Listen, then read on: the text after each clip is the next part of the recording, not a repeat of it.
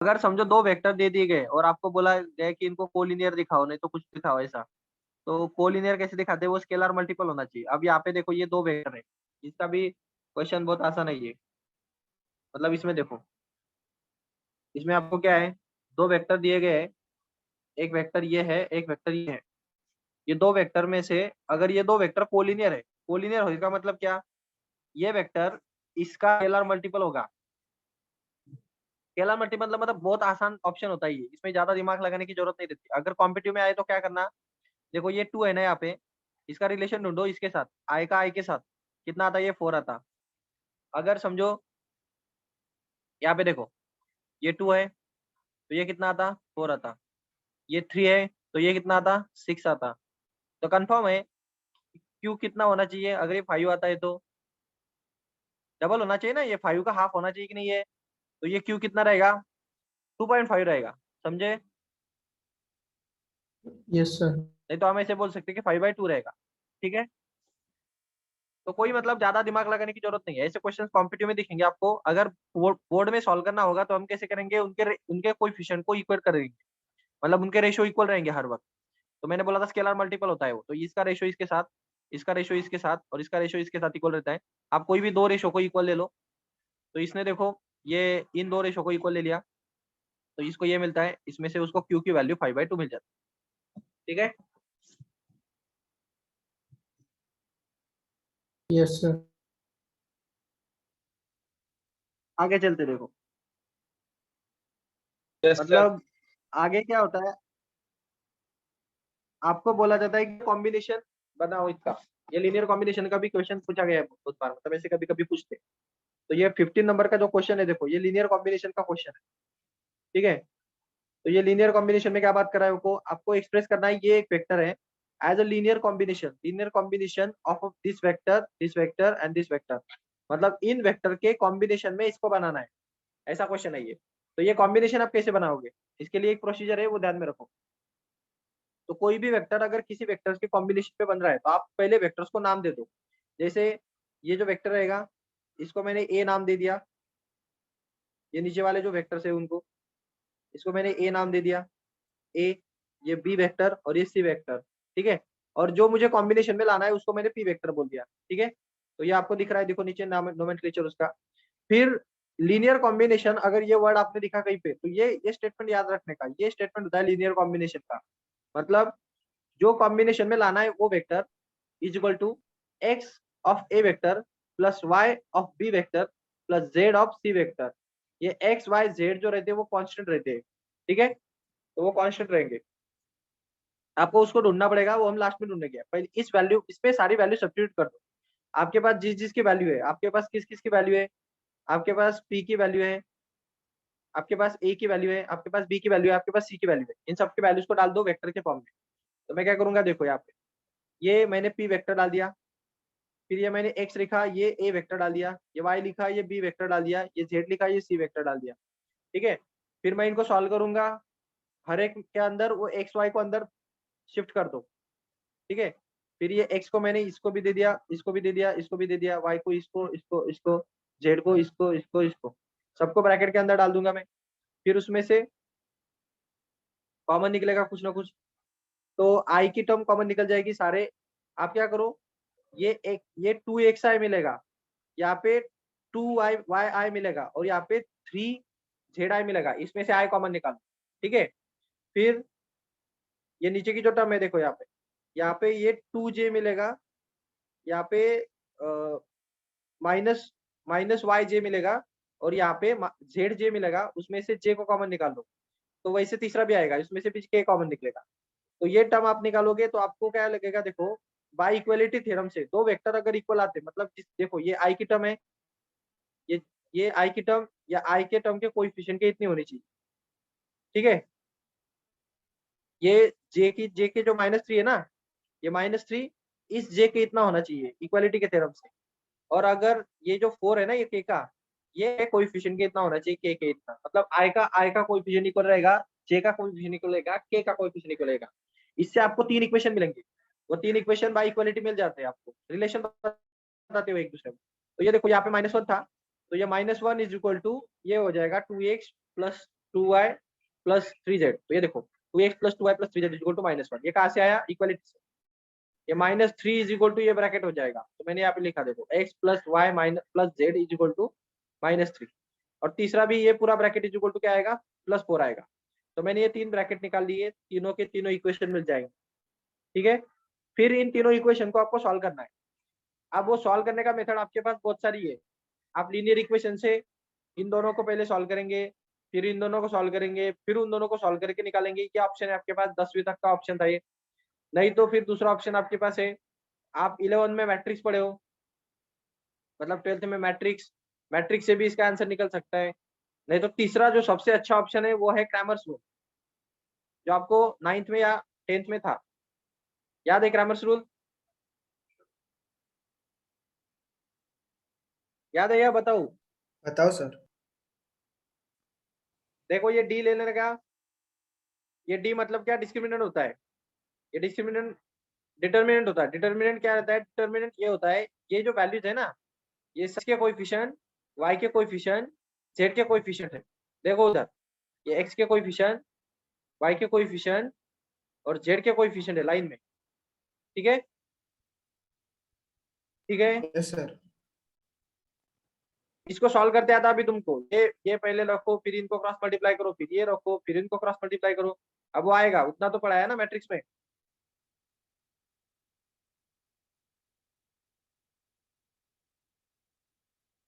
कैसे सॉल्व करते इसको एक बार बता दूं क्या? देखो ये पहला लेने का, फिर ये 2 यहाँ पे लिखने का, फिर ये रो और ये कॉलम छोड़ दो, फिर इन दोनों का मल्टीप्लाई करो। क्या आएगा? 2 - 3। पहले इसको मल्टीप्लाई करना होता है और फिर इसको। ठीक है, सीक्वेंस ध्यान में रखना, इस साइड में पहले फिर इसमें। तो फिर दूसरा लेंगे, ये जो लेते ना हम, ये 2 ये माइनस लेके लेते, मतलब साइन चेंज करके। फिर इसका रो और इसका कॉलम छोड़ दो, जो बचेंगे उनको मल्टीप्लाई करो। मतलब ये 1 को -2 से और ये 4 को 1 से, तो उसका माइनस यहाँ पे लिखो। वो माइनस होता है 2 इंटू 2, ये ऐसे आएगा देखो, ये 2 इंटू 1 -2 हो जाएगा, minus of -4 into 1 minus of 4 आएगा। तो ये माइनस माइनस होके प्लस हो गया है, तो ये -2 + 4 आया वो ऐसे यहाँ पे। ठीक है, फिर आगे चलते, ये थर्ड ले लेंगे, साइन वैसे का वैसे रखेंगे उसका 3। ठीक है, फिर इसका रोज और कॉलम छोड़ देना है आप लोगों को। फिर ये क्रॉस मल्टीप्लाई करो, 3 × 1 = 3, ये 3। फिर ये -4 इंटू -1 4 हो जाएगा, लेकिन वो 3 माइनस ऑफ 4 आएगा। ठीक है, माइनस फॉर्मूला का खुद का माइनस होता है। तो ये इसको सॉल्व करो, आपको इसका डिटरमिनेंट की वैल्यू मिल जाती है। क्लियर है यादव? Yes sir. क्लियर है यादव? फिर ये जो डिटरमिनेंट है ना इसका, ये x की वैल्यू निकालेगा, dx dy और dz, ऐसे 3 निकालने पड़ते हैं आपको। ये फॉर्मूले इसके क्रैमर्स रूल था 9th में, उसमें किया होगा आपने। ये जो है ये dx की वैल्यू है। अगर dx रहा, dy रहा और dz रहा, तो क्या करोगे? तो फॉर्मूले में बस इतना चेंज आता है।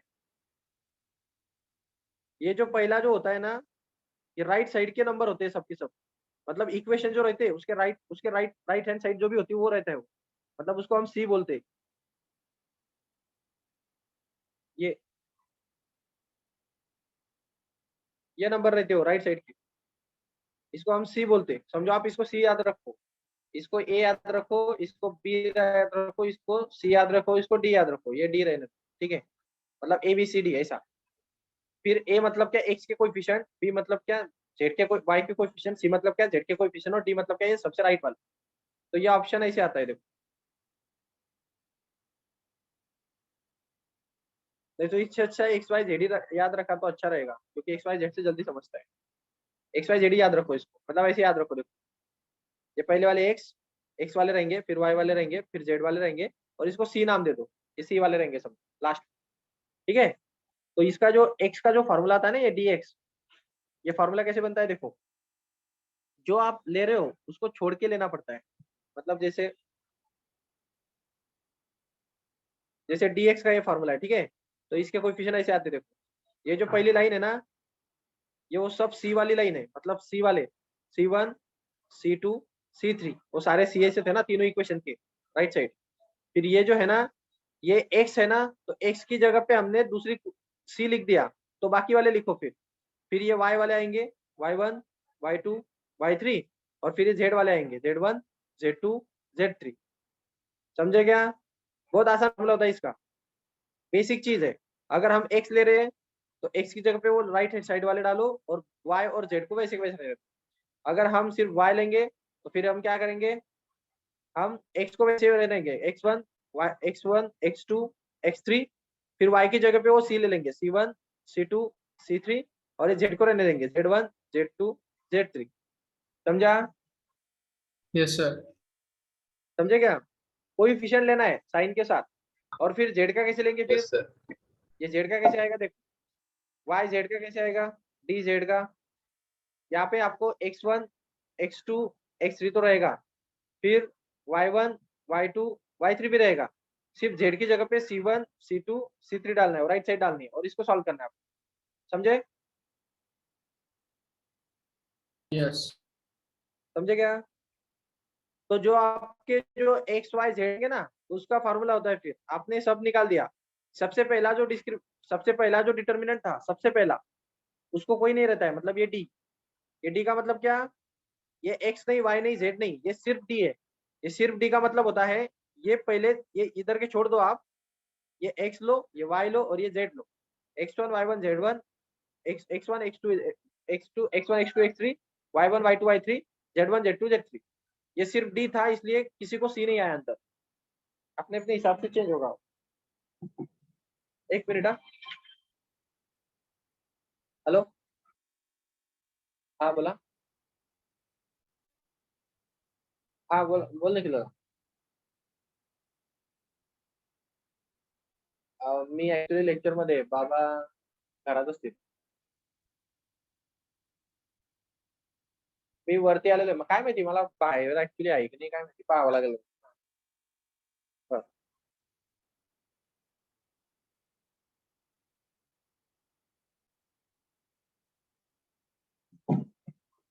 हेलो, हाँ सर. आ रही क्या आवाज? तो ये एक्स और वाई और जेड के फॉर्मूले ये। अब ये 9 का नॉलेज है आपका, होना चाहिए था आपके पास, लेकिन जान दो अभी, क्या है, ये पूरा पढ़ाने जैसे ही चीज हो जाती है हर वक्त। ये एक्स अपॉन डी, ये इसलिए ये इन दोनों को डिवाइड करने का एक्स मिल, ये वाई का क्या मिलेगा, डी वाई अपॉन डी, और ये जेड का क्या मिलेगा, डी जेड अपॉन डी। समझे क्या? ये एक्स वाई और जेड के कॉम्बिनेशन निकालेंगे। आप आप वो जो आपका जो कॉम्बिनेशन था ना, वो p vector is equal to x of a vector plus y of b vector plus z of c vector, ये कॉम्बिनेशन लीनियर कॉम्बिनेशन होता है तीनों तीनों वेक्टर का पी वेक्टर के साथ। इसमें ये एक्स वाई जेड की वैल्यू लेके डाल दो, एक्स की वैल्यू डालो, वाई की वैल्यू डालो, जेड की वैल्यू डालो, तो आपको सबसे लास्ट में ये रिलेशन मिलता है, ये है उनका लीनियर कॉम्बिनेशन। समझा? Yes, sir. देखो ये पहले एक्सरसाइज के क्वेश्चन है इस तरह से, तो फिर हम अगले एक्सरसाइज की तरफ चलते। देखो एडिशनल क्वेश्चन है कुछ इसमें।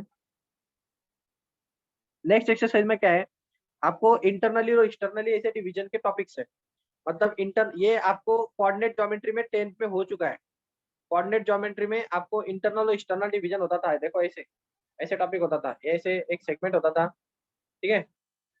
और फिर ये सेगमेंट को अगर मैं कोई अलग एक पॉइंट से अगर सेगमेंट से डिवाइड कर दूं, मतलब ये कोई पॉइंट होता था जैसे कोई यहाँ पे, ठीक है। इसके दो सेगमेंट पढ़ते थे, यहाँ पे हम इसको बोलते थे M1, एक M1 हिस्सा आएगा, एक M2 हिस्सा आएगा, ठीक है। सेक्शन फार्मूला बोलते थे इसको आप। और फिर M1 M2 रहता था ऐसे, और इसका फार्मूला रहता था, इसके कोऑर्डिनेट्स रहते थे आपके पास, इसके x1 y1 कोऑर्डिनेट थे, इसके x2 y2 कोऑर्डिनेट थे, और यहाँ पे ये जो बीच में जो सेक्शन रहता है ना, इसके कोऑर्डिनेट x और y होते थे, ठीक है। याद आया? Yes. Section formula. फिर ये x का जो फार्मूला होता था वो ऐसे रहता था, m2x plus m1y divided by m1 plus m2, ठीक है। और ये y का जो फार्मूला रहता था वैसे रहता था m2y m2 x2 होना चाहिए, m2 x1 होना चाहिए यहाँ पे, और यहाँ पे x2 होना चाहिए, ठीक है। m2 y1 plus m1 y2 divided by m1 plus m2। ऐसे ये 10th में आपको सेक्शन फार्मूला था, उसी सेक्शन फार्मूला को बस वेक्टर में लिखा है। समझे क्या? हाँ तो इतना ही है इसमें।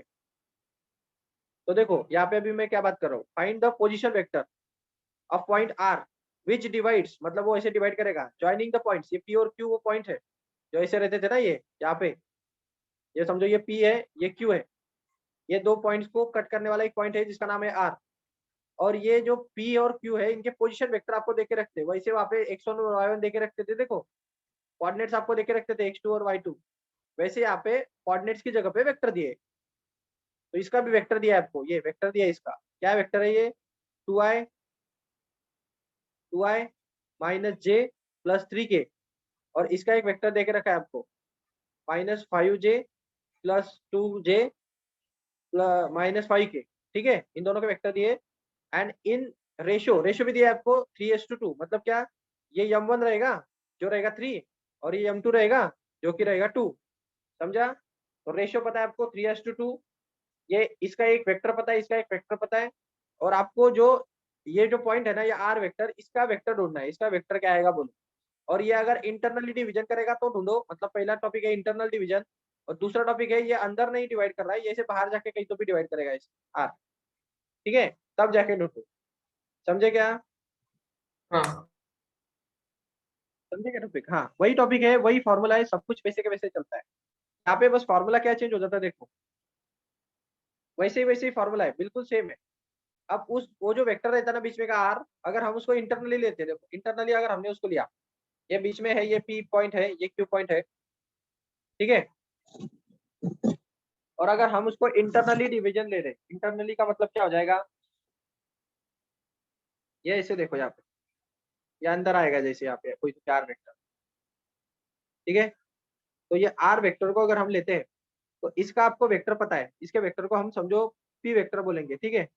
इसका आपको वेक्टर पता है, इसको क्यू वेक्टर बोलेंगे, इसको पी वेक्टर बोलेंगे, और हमें ये छोटा आर वेक्टर चाहिए क्योंकि छोटे लेटर में दिखा जाता है वेक्टर का प्रीफिक्स। तो इसका जो वेक्टर का फॉर्मूला है, ये इंटरनल डिवीजन का फॉर्मूला आएगा। अभी मैंने क्या बोला था देखो, आप ठीक से याद करो, मैंने क्या बोला था, इंटरनल डिवीजन का एक्स का अगर आपको फॉर्मूला चाहिए तो आप क्या लिखते, m2 x1 plus m1 x2 divided by m1 plus m2, ऐसे लिखते थे आप 10th में। तो यहाँ पे देखो स्लोप अगर दूसरा रहा तो पहले का कोऑर्डिनेट आता है। तो आपको, आप क्या बोलते हैं, इसको m1 बोलते हैं और इसको m2 बोलते हैं, ठीक है, हमारे हिसाब से स्लोप। समझे क्या? यहाँ तक क्लियर है? तो क्या हो जाएगा देखो इसका फॉर्मूला, ये आर जो है ना, m2 अगर लिया मैंने तो कौन सा पॉइंट लेना पड़ेगा उसको, ये पी लेना पड़ेगा ना, उल्टा ले देना हम। तो ये फॉर्मूला ऐसे आएगा, देखो m2 अगर लिया तो ये पी वेक्टर उसके बाजू में आएगा प्लस, अगर हमने m1 लिया तो फिर ये क्यू वेक्टर लिखने का, m2 था तो यहाँ पे भी m1 प्लस m2 होता है, ठीक है। समझे यस क्या? सर। हाँ हाँ सर। वही फॉर्मूला ये फॉर्मूला मैंने यहाँ पे वैल्यू सब्स्टिट्यूट करके देखो, सब कुछ फार्मूले में डाला है। m2 की वैल्यू क्या है आपकी, इसने बोल के रखा है कि 3:2 है, बराबर है, तो ये 3 आएगा, ये 2 आएगा। m2 की वैल्यू आपकी 2 है, तो यहाँ पे एक 2 और p वेक्टर, और फिर 3 और q वेक्टर, और डिवाइडेड बाय 2 + 3 आएगा, ठीक है। तो ये देखो, ये फिर से वही क्वेश्चन मिल गया आपको, ये पूरा अरेंजमेंट सेम है, ठीक रह गया?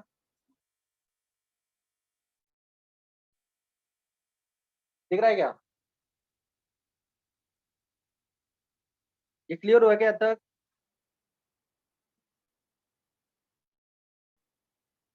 तो हम क्या करेंगे, बहुत आसान है फिर, ये q और ये p वेक्टर इस पे सब्स्टिट्यूट कर दो, ये p वेक्टर डाला, ये q वेक्टर डाला, और यहाँ पे मैंने ये p वेक्टर डाला,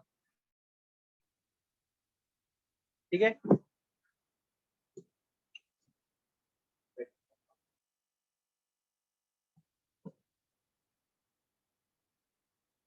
फिर क्या करेंगे, फिर क्या करेंगे, कब्र, बाबा कुठे आहे? एक मिनिट हा, माल काढण्यासाठी का?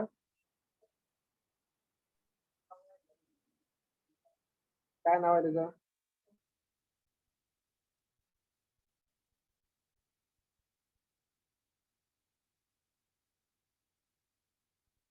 फुल काढ का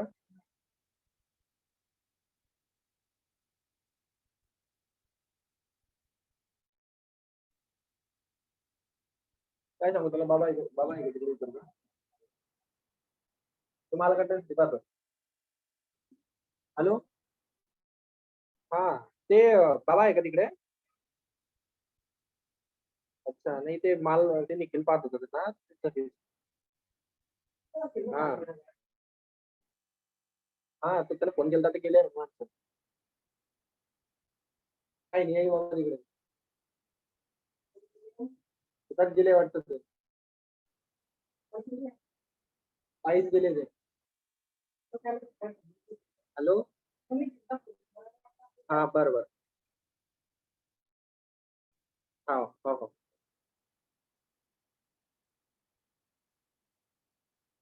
आहे ना त्याचा आलता मला फोन. तुम्हाला माणसं गेले आता ते काय माहिती कुठे कोणत्या वरात आहे. हा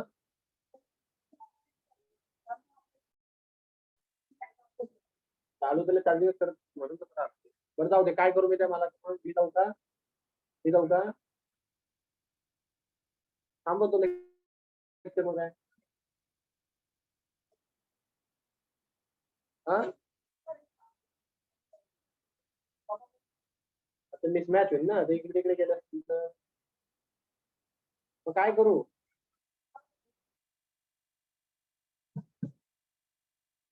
हेलो हाँ, आ रही क्या आवाज?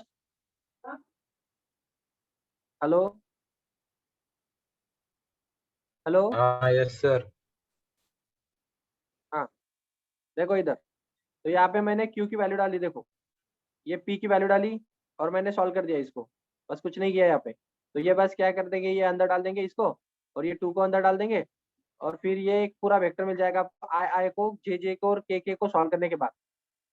तो क्या सॉल्व करना है आई के नंबर को एडिशन नहीं तो सब्ट्रैक्शन करो फिर जे के नंबर को एडिशन नहीं तो सब्ट्रैक्शन करो और ये के नंबर को करो तो आपको ये पूरा वेक्टर मिल जाएगा. ठीक है अब ये इतना बेसिक है बहुत. तो इसमें क्या अब अगर हम ये 1/5 को निकाल लेते तो ये पूरा ऐसे इस फॉर्मेट में आ गया. अब ये 5 हर एक को अगर डिवाइड कर देंगे ऐसे तो आपको जो कोऑर्डिनेट्स मिलेंगे वो -11/5 फिर 4/5 और फिर -9/5 ऐसे मिलेंगे और ये कोऑर्डिनेट हो जाएंगे आपके आर जो कि एक्स वाई जेड कोऑर्डिनेट है. ये एक्स कोऑर्डिनेट है ये वाई कोऑर्डिनेट है ये जेड कोऑर्डिनेट आर पॉइंट का मतलब जो इंटरसेक्टिंग पॉइंट होगा उसके कोऑर्डिनेट से समझे.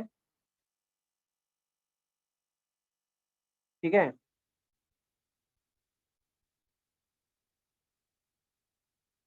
अगर एक्सटर्नल डिवीजन रहा इंटरनल डिवीजन के फॉर्मूले में बस कितना फर्क है बस प्लस और माइनस का फर्क होता है. अगर एक्सटर्नल डिवीजन रहा तो ऊपर ऊपर और नीचे माइनस आता है और इंटरनल डिवीजन रहा तो प्लस आता है. एक्सटर्नल में कैसी डायग्राम रहती एक्सटर्नल डिवीजन में डायग्राम ऐसे रहता है देखो समझो ये ये वो पॉइंट है ये समझो P वेक्टर है ये Q वेक्टर है और इनका जो डिवीजन है वो R जो है ना वो ऐसे बाहर बाहर कहीं पे तो भी इंटरसेक्ट करेगा इसको यहाँ पे जाके. तो ये एक्चुअल में ऐसा है ये P वेक्टर जो होगा ये P वेक्टर को ऐसे माना जाएगा P से R तक का वेक्टर पूरा कंप्लीट पे चलता ही नहीं है पीडीएफ पे. P से R तक का पूरा वेक्टर और फिर Q से R तक का वेक्टर ऐसे मानते हैं उसको. ठीक है इसलिए इस पे डिफरेंस आता है मतलब P से R और Q से R. तो फिर ये एक्सटर्नल डिवीजन होने की वजह से इसका फॉर्मूला वही फॉर्मूला रहता है वही आएगा r vector is equal to ये P से R तक M1 बोला जाता है और Q से R तक को M2 बोलते हैं. ठीक है तो ये अगर यहाँ पे M2 लेते हो तो आपको यहाँ पे P लेना पड़ेगा और अगर यहाँ पे आप M1 लेते हो तो आपको यहाँ पे Q लेना पड़ेगा. ठीक है और डिवाइडेड बाय ये M1 माइनस M2 रहता है.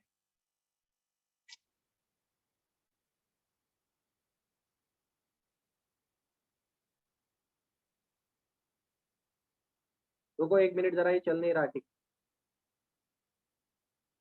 ये आर वेक्टर का फॉर्मूला देखो ऐसे आएगा अगर हम M2 Q plus M1 P divided by, इसमें प्लस नहीं रहता है, माइनस रहता है, क्योंकि हम एक्सटर्नल डिवीजन कर रहे हैं।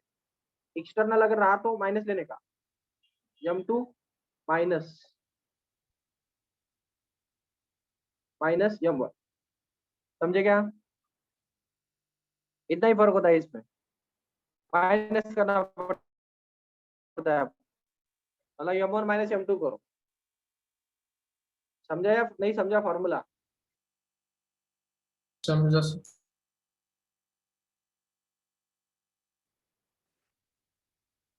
लिखने में बहुत दिक्कत आ रही हो जाएगा, इसको भी प्रॉब्लम हो गया।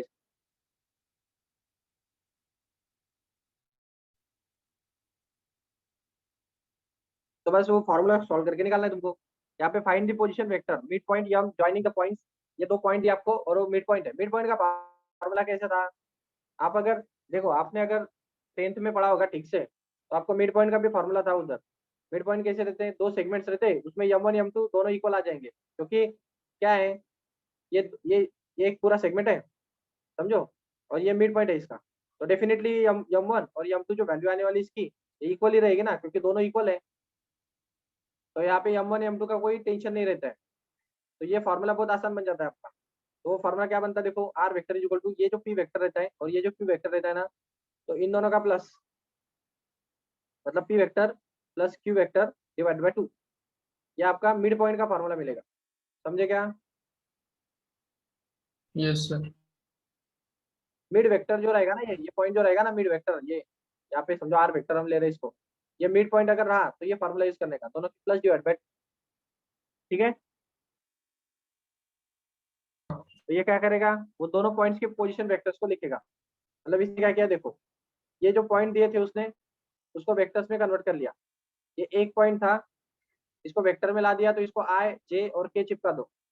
ये दूसरा पॉइंट था, उसको वेक्टर में ला दिया, तो ये इसको आई जे और के चिपका दो, तो ये 2 वेक्टर मिल जाते, देखो दिख रहे।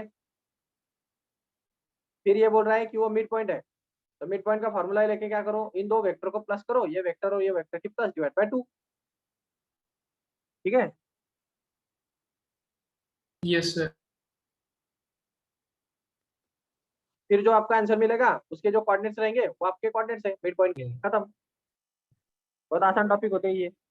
अगर ये बोल रहा है यहाँ पे कि if three the vectors are collinear, then find the ratio which the point C divides the line segment AB and the values of P and Q।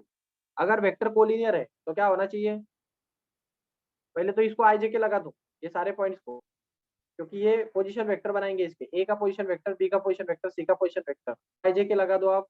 आई जे के लगाने के बाद इसके छोटे छोटे पोजीशन वेक्टर मिल जाएंगे आपको, जो कि आपको दिख रहे डायग्राम में, देखो ठीक है। हाँ। अब ये बोल रहा है कि ये A B C are collinear है, सपोज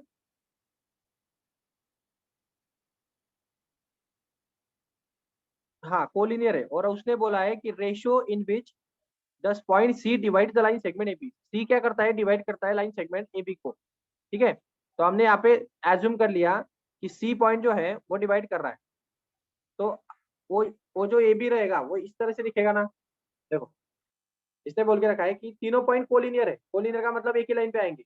ये तो अच्छी बात है कि एक ही लाइन पे आने चाहिए वो, ये तो आपको देना ही पड़ेगा। तो यहाँ पे ए बी सी पॉइंट से कुछ भी हो सकते हैं, मैं समझो यहाँ पे ए ले रहा हूँ, ये पॉइंट जो रहेगा ये बी पॉइंट रहेगा, और जो सी पॉइंट है,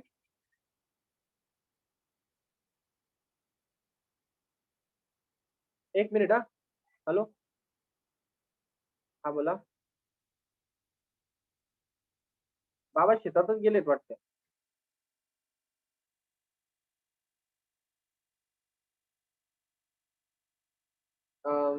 बरं ठीक आहे, मी ऍक्च्युली बाबा तिकडेच आहेत शेताकडे, नसतील तर मग मी बघतो म्हणजे,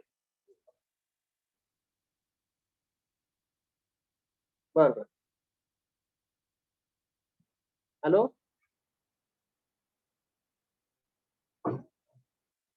यस सर। हाँ, एक मिनिट लक्ष द्या रे इकडे। तो पहा यहाँ पे क्या हो जाएगा, ये मिड पॉइंट रहेगा कुछ तो भी सी अंदर, ठीक है, मिड पॉइंट नहीं कुछ तो भी पॉइंट है। अब हमें क्या पता है, इसका वेक्टर पता है, इसका भी वेक्टर पता है, और इसका भी वेक्टर पता है, तीनों का वेक्टर पता है।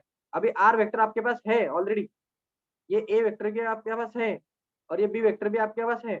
आपको शायद रेशियो निकालने को बोला है उसने, मतलब m1 और m2 की वैल्यू ढूंढो, समझे क्या? तो इसका फॉर्मूला कैसे रहता? ये r vector is equal to क्या रहता? m2, फिर कौन सा वेक्टर आएगा? बी वेक्टर आएगा, ठीक है, बी वेक्टर प्लस m1, फिर ए वेक्टर आएगा और डिवाइडेड बाय ये m1 प्लस m2 रहता है। आप सारी वैल्यूज इसमें डाल दो m1 और m2 को छोड़ के, ठीक है। तो आपको यहाँ पे दिखेगा, देखो ये अब हमने जो m1 m2 लेते वो यहाँ पे अल्फा h2 1 ले लेता है। ये सबसे आसान तरीका है किसी भी रेशो को सॉल्व करने का। अगर आपको m1 और m2 लेने पूछा है कभी भी किसी ने m1 और m2, तो इसमें ये m1 को आप अल्फा ले लो और दूसरे रेशो को आप 1 ले लो। 1 हर एक का फैक्टर होता है, इसकी वजह से वो 1 लिया जा सकता है। तो आप डायरेक्ट क्या करोगे, m2 को अल्फा ले लोगे, m1 को मतलब 1 ले लोगे। किसको भी 1 लो, किसको भी 1 अल्फा लो, कोई मतलब नहीं, इसका आंसर सेम ही मिलता है, ठीक है। तो यहाँ पे हमने m1 m2 की जगह पे अल्फा इज टू 1 डाल दिया। 1 क्यों डाला? क्योंकि 1 हर एक का फैक्टर होने की वजह से किसी भी रेशियो का ये फैक्टर आ जाता है। तो आप 1 डालोगे तो सबसे आसान आपको एक ही चीज बस सॉल्व करनी पड़ेगी, लैम्बडा की वैल्यू। तो ये सबसे आसान है, 2 निकालने से अच्छा 1 निकालो। तो फिर हमने सारी वैल्यूज डाल दी, मैंने लैम्बडा भी सब्स्टिट्यूट कर दिया, ठीक है। और फिर मैं सॉल्व करूंगा इसको आगे यहाँ पे। फिर लैम्बडा को मैं अंदर डालूंगा इसके अंदर, फिर ये लैम्बडा को मैंने सॉल्व कर दिया। और फिर आईजे के टर्म्स में आपको वैल्यूज मिलेगी और फिर उसको थोड़ा सॉल्व करो। और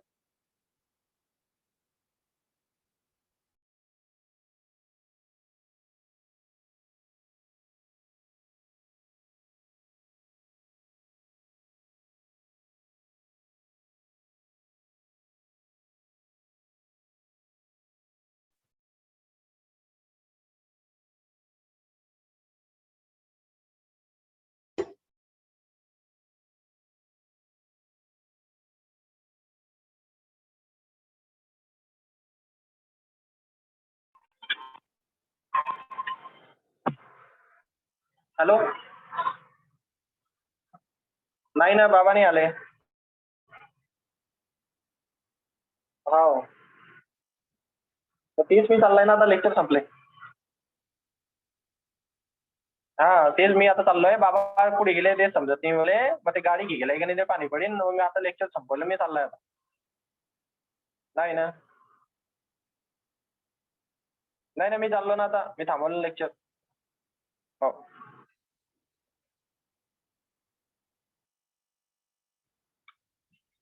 hello sir. Hello, yes sir. हाँ लेक्चर अभी हम थोड़ा रोका देते हैं यहाँ पे, मुझे थोड़ा काम आ गया है. तो ओके फिजिक्स का भी लेक्चर हम बाद में ही लेंगे, ठीक है. ओके तर कधी घेणार लेक्चर? तर टायमिंग टाकतो तसं, माझं काम संपल्यावर. ठीक आहे ठीक आहे.